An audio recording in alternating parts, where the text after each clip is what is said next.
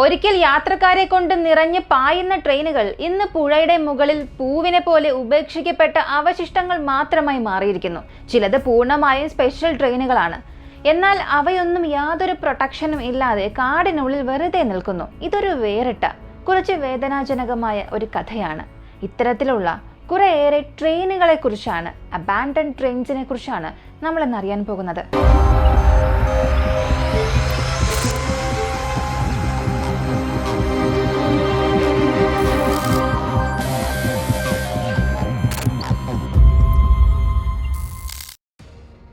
Eagle ലേക്ക് trains. മാൻ എന്ന സ്ഥലത്ത് ഒരു അത്ഭുത കാഴ്ചയുണ്ട്. നിങ്ങൾ ഒരിക്കലെങ്കിലും ആ സ്ഥലത്ത് പോയാൽ ഈഗിൾ ലേക്ക് എന്നറിയപ്പെടുന്ന ആ ഒരു പ്രദേശം അതൊരിക്കലും കാണാതിരിക്കരുത്. അവിടെ നിങ്ങൾക്ക് ഒന്നോ രണ്ടോ അല്ല, 10ഓളം ഉപേക്ഷിക്കപ്പെട്ട പഴയ ട്രെയിനുകൾ നിരനിരയായി നിൽക്കുന്നത് കാണാൻ സാധിക്കും. കാലം അവയെ നശിപ്പിച്ചിട്ടുണ്ട്. പഴയ ഇരുമ്പെല്ലാം ഒലിച്ചുപോയി. ചില ഭാഗങ്ങൾ എല്ലാം പൊള്ളിഞ്ഞു തുടങ്ങിയിട്ടുണ്ട്. ജനുവരി 26-ന് വെസ്റ്റ് ബ്രാഞ്ച് റീഡ് എന്ന കമ്പനി തങ്ങളുടെ മുഴുവൻ ട്രെയിൻ സംവിധാനവും മാറ്റി പണിയുമ്പോൾ 113 മൈൽ വരെ ട്രെയിൻ സർവീസ് ഇവിടെ ഉണ്ടായിരുന്നു. ആദ്യം അതൊക്കെ നല്ല രീതിയിൽ ഓടുകയും ചെയ്തു. പക്ഷെ 1936-ൽ ഒരു നിമിഷം മുന്നറിയിപ്പില്ലാതെ സർവീസ് എല്ലാം പൂർണ്ണമായും അടച്ചുപൂട്ടി. ട്രെയിനുകളുടെ ഉപയോഗം തന്നെ ഇല്ലാതെയായി. സ്റ്റേഷനിൽ നിൽക്കുകയായിരുന്ന പല ട്രെയിനുകളും അന്നേ ദിവസം മുതൽ ഉപേക്ഷിക്കപ്പെട്ട നിലയിലായി. അവിടെ ഇന്ന് ചുറ്റും കാടുകൾ വളർന്നു കയറി കിടക്കുകയാണ്. ദൂരെ നിന്ന് നോക്കിയാൽ ട്രെയിനുകൾ കാണാൻ പോലും സാധിക്കില്ല. പഴയ ബോഗികളിൽ ഇപ്പോൾ കാട്ടിലെ മൃഗങ്ങളാണ് താമസിക്കുന്നത്.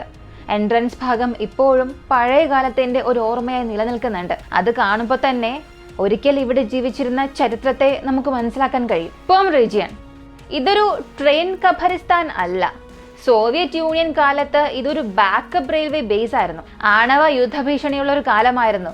ഒരുപക്ഷെ അത് അടുത്ത് വന്നാൽ ആളുകളെ എവിടേക്കെങ്കിലും മാറ്റാൻ വേണ്ടിയാണ് ഏകദേശം 140 ട്രെയിനുകൾ ഇവിടെ ഒരുമിച്ച് നിർത്തിയിരുന്നത്. പക്ഷെ പിന്നീട് ഡീസൽ എഞ്ചിനുകൾ വന്നതോടെ ഈ സ്റ്റീം ട്രെയിനുകൾക്ക് പ്രാധാന്യമില്ലാതെയായി. സർക്കാരുടെ പരിപാലനം എല്ലാം അതോടുകൂടി അവസാനിച്ചു. ഈ 140-ൽ ചിലതിനെ വിറ്റു, ചിലത് മ്യൂസിയത്തിലേക്ക് എടുത്തു. ബാക്കിയുള്ളവയെല്ലാം ഇന്നും അതേ സ്ഥലത്ത് ഉപേക്ഷിക്കപ്പെട്ട നിലയിൽ തന്നെയാണ്.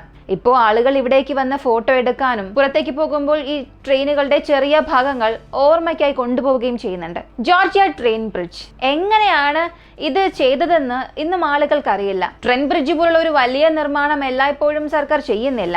ചിലപ്പോൾ ആളുകൾക്ക് ആവശ്യമായതിനനുസരിച്ച് അവർ തന്നെ പാലങ്ങൾ നിർമ്മിക്കും. ജോർജിയയിലാണ് ഇതിനൊരു ഉദാഹരണമുള്ളത്. അവിടെ ഒരു നദിക്ക് മുകളിലൂടെ ഒരു റെയിൽ കോച്ച് ഒരു പാലം പോലെ വച്ചിരിക്കുന്നത് കാണാം. ഏറ്റവും വലിയ ചോദ്യം, അതൊരു റെയിൽ കോച്ചാണ്, ഇതൊരു നദിയുടെ മുകളിൽ എങ്ങനെ കൊണ്ടുവന്ന് വച്ചു? ചുറ്റുപാടും ഒരു ട്രെയിൻ പാളമോ റെയിൽവേ സ്റ്റേഷനോ ഒന്നും തന്നെ ഇല്ല. ദുർഭാഗ്യകരമായി ഇതിനുത്തരം ആളുകൾക്കൊന്നും അറിയില്ല. ആ പ്രദേശവാസികൾ പറയുന്നത് ഇത് അവരുടെ മുൻഗാമികൾ വച്ചതാണ്. ഇപ്പോൾ എങ്ങനെ, എന്തിന്, ഇതൊക്കെ ചോദിച്ചാൽ ആർക്കും അത് ഉറപ്പിച്ച് പറയാനും സാധിക്കുന്നില്ല. ഇപ്പോൾ ഈ കോച്ചിന്റെ അവസ്ഥ വളരെ മോശമാണ്. നദി കനത്ത ഒഴുക്കെടുക്കുന്ന ദിവസങ്ങളിൽ കോച്ചിന്റെ അകത്തുവരെയും വെള്ളം കയറും. കാലവും മഴയും കാലാവസ്ഥയും ഒക്കെ ചേർന്നാണ് ഇത് ഇത്രയും കേടാകാൻ കാരണം.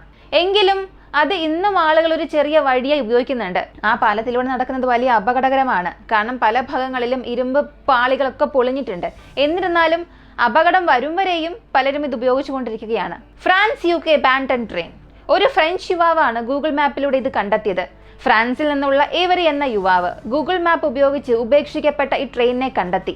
വിവരം ലഭിച്ചതോടെ അയാൾ ആ സ്ഥലത്തെത്തുകയും അവിടെയുള്ള വീഡിയോസ്, ഫോട്ടോസ് എടുത്ത് സോഷ്യൽ മീഡിയയിൽ അപ്ലോഡ് ചെയ്തു. ആ വീഡിയോ ഒറ്റ ദിവസത്തിൽ തന്നെ വൈറലായി.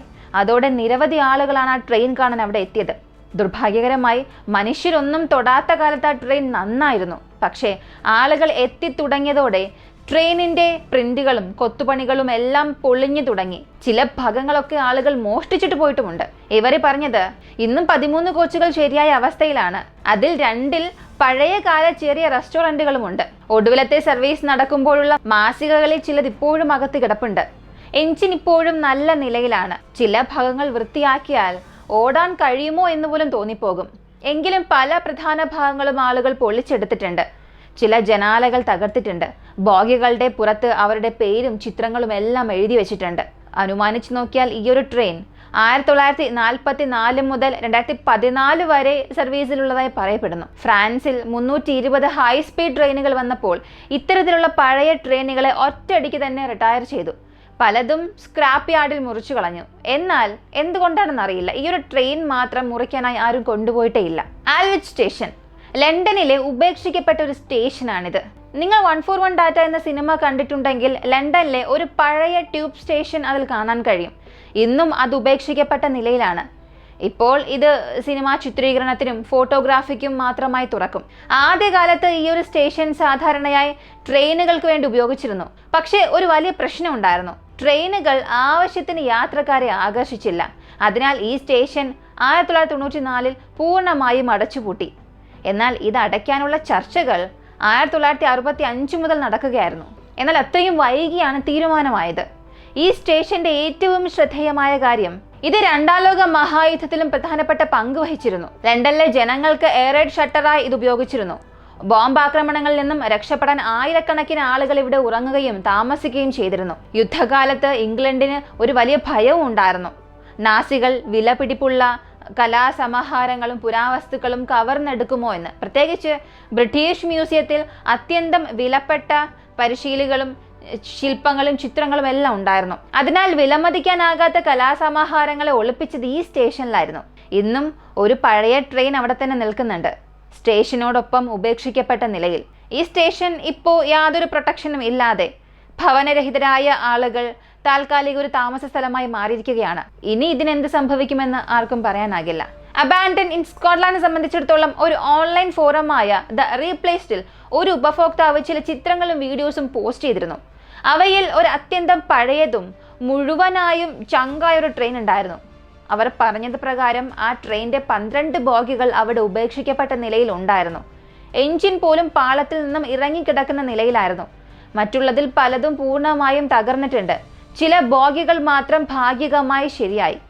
ഈ ട്രെയിൻ കണ്ടാൽ ആളുകൾ വർഷങ്ങളോളം അതിനെ കൈകാര്യം ചെയ്തതായി തോന്നും. മഴയും കാലാവസ്ഥയും ഒക്കെ ചേർന്ന് ബോഗിയുടെ എല്ലാ ഭാഗങ്ങളും തകർന്നിട്ടുണ്ട്.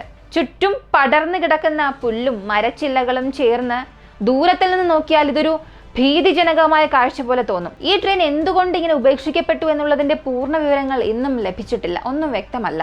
ലാസ്റ്റ് ട്രെയിൻ, നിങ്ങളിപ്പോൾ കാണുന്ന ഈ ഒരു ട്രെയിൻ, നിങ്ങൾ ഒരിക്കലും ഈ ഒരു സ്ഥലത്ത് പോയിട്ടുണ്ടാവുകയില്ല. ടവർ പങ്ക്ശാല എന്ന സ്ഥലത്തിന് സമീപമുള്ള ഒരു നദിക്കരികിൽ ഈ ട്രെയിൻ ഇന്നും കിടക്കുകയാണ്, പകുതി തകർന്നു മൂടിയ ഒരവസ്ഥയിൽ. ഇത് 20-ാം നൂറ്റാണ്ടിന്റെ ആരംഭകാലത്ത് ലോകത്തിൽ ഒരു വലിയ റെയിൽ റോഡ് പ്രോജക്റ്റ് ആരംഭിച്ചിരുന്നു. Council pimple mine railway. ഇതായിരുന്നു പദ്ധതി. ഈ ഒരു പദ്ധതിയുടെ ലക്ഷ്യം സ്വർണ്ണ ധാതുവുള്ള മണ്ണ് ഖനനശാലയിൽ നിന്നും പുറത്തേക്ക് കൊണ്ടുവരിക എന്നുള്ളതായിരുന്നു. അങ്ങനെ റെയിൽപാത നിർമ്മിക്കാൻ ഒരുപാട് പണവും നിക്ഷേപിച്ചു. പക്ഷേ നിക്ഷേപകർ നഷ്ടത്തിലായി, ധനവും തീർന്നു.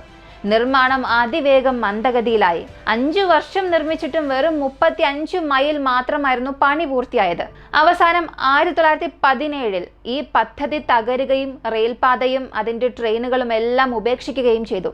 അതുവഴി ഒരിക്കലും യാത്ര ആരംഭിക്കാത്ത ഒരു ട്രെയിൻ അവസാനം പ്രകൃതിയുടെ ഒരു കുടുങ്ങിയ മെറ്റൽ അവശിഷ്ടമായി അത് മാറി. നദിയുടെ കരയിൽ മഴയും മഞ്ഞും തട്ടി ഇന്നും തകർന്ന രൂപത്തിൽ ഈ ലാസ്റ്റ് ട്രെയിൻ ഇപ്പോഴും കിടക്കുകയാണ്. Manchester to the world. അവസാനമായി ഒരു ട്രെയിനോ 2 ട്രെയിനോ അല്ല, ഒരു മുഴുവൻ ട്രെയിൻ സ്പീഷീസ് തന്നെ ഉപേക്ഷിക്കപ്പെട്ടു. വാൽക്കൺ ഫൗണ്ടർ എന്ന കമ്പനി ഒരിക്കൽ 8000-ഓളം സ്റ്റീം എഞ്ചിനുകൾ നിർമ്മിച്ചിരുന്നു. വിവിധ രാജ്യങ്ങളിലേക്കും അത് അയച്ചിരുന്നു. അവയുടെ ഗുണമേന്മ ഉയർന്നതുകൊണ്ട് ഇന്നും ചില ചെറിയ രാജ്യങ്ങളിൽ അവയിലെ ചില എഞ്ചിനുകൾ ഉപയോഗിച്ചു വരുന്നുണ്ട്. ഒരു സമയം പീകോക്ക് ആൻഡ് കമ്പനി ഈ ട്രെയിൻ ബിസിനസ്സിൽ ലോകം മുഴുവനും കീഴടക്കുമെന്നായിരുന്നു പലരും വിശ്വസിച്ചിരുന്നത്. പക്ഷെ കാര്യങ്ങൾ അതിന്റെ മറുവശത്തേക്കായിരുന്നു പോയത്. മെട്രോ ട്രെയിനുകൾ, ഇലക്ട്രിക് ട്രെയിനുകൾ, അതോടുകൂടി ഡീസൽ ലോക്കോമോട്ടീവുകൾ, ഇങ്ങനെ ഓരോന്നായി ലോകത്തിൽ വരാൻ തുടങ്ങി. പിന്നീട് ജനങ്ങൾക്ക് സ്റ്റീം എഞ്ചിനോടുള്ള ശ്രദ്ധ മുൻപത്തെ പോലെ ആയിരുന്നില്ല, പൂർണ്ണമായും മാറി. ബ്രിട്ടീഷ് സർക്കാർ പോലും ഡീസൽ എഞ്ചിനുകൾ ഉപയോഗിക്കാൻ തുടങ്ങുമ്പോൾ ലോകവും അതിനെ പിന്തുടരാൻ തുടങ്ങി. അങ്ങനെ പീകോക്ക് കമ്പനിയുടെ പ്രതീക്ഷ പൂർണ്ണമായും മാറി. എന്തായാലും സ്റ്റീം എഞ്ചിനുകൾക്ക് മറ്റൊരവസരം കിട്ടുമെന്ന ആ ഒരു പ്രതീക്ഷ അതോടുകൂടി തകർന്നു. 1965ഓടെ കമ്പനികളുടെ നഷ്ടം അതിരുവിട്ടു. അവസാനം നിർബന്ധിതമായി കമ്പനി അടച്ചുപൂട്ടി. ഇന്നും അവരുടെ പഴയ സ്റ്റീം എഞ്ചിനുകൾ ഇംഗ്ലണ്ടിന്റെ കാടുകളിൽ ഉപേക്ഷിക്കപ്പെട്ട നിലയിൽ കിടക്കുകയാണ്. ഞാൻ പിന്നെ പറയേണ്ടതില്ല, ഇവ വീണ്ടും പ്രവർത്തിക്കും എന്നൊരിക്കലും നമുക്കിനി പ്രതീക്ഷിക്കാനും കഴിയില്ല. ഇന്ന് നമ്മൾ വളരെ വ്യത്യസ്തമായ ഒരു വീഡിയോ ആണ് കണ്ടത്, ഉപേക്ഷിക്കപ്പെട്ട ട്രെയിനുകളെ കുറിച്ച്. ഇതുപോലെ ഉപേക്ഷിക്കപ്പെട്ട മറ്റെന്തെങ്കിലും കുറിച്ച് നിങ്ങൾക്ക് അറിയാൻ താല്പര്യമുണ്ടെന്നുണ്ടെങ്കിൽ അത് കമന്റിൽ പറയുക. തീർച്ചയായും അടുത്ത വീഡിയോയിലൂടെ നമുക്ക് അതിനെക്കുറിച്ച് വളരെ വ്യക്തമായി തന്നെ അറിയാം. ഇതുവരെയും ലൈക്ക് ചെയ്ത് കണ്ടുകൊണ്ടിരിക്കുകയാണെങ്കിൽ മറക്കാതെ ഒരു ലൈക്ക് ചെയ്യുക. പോകുന്നതിന് മുൻപായി എന്തെങ്കിലും ഒരു കമന്റ് ചെയ്യുക. നിങ്ങൾ നൽകുന്ന കമന്റും ലൈക്കും ഒക്കെ ആയിരിക്കും മറ്റൊരുപാട് പേരിലേക്ക് വീഡിയോ എത്തിക്കാനും സഹായിക്കുന്നത്. മറ്റൊരു വീഡിയോയുമായി വീണ്ടും കാണാം.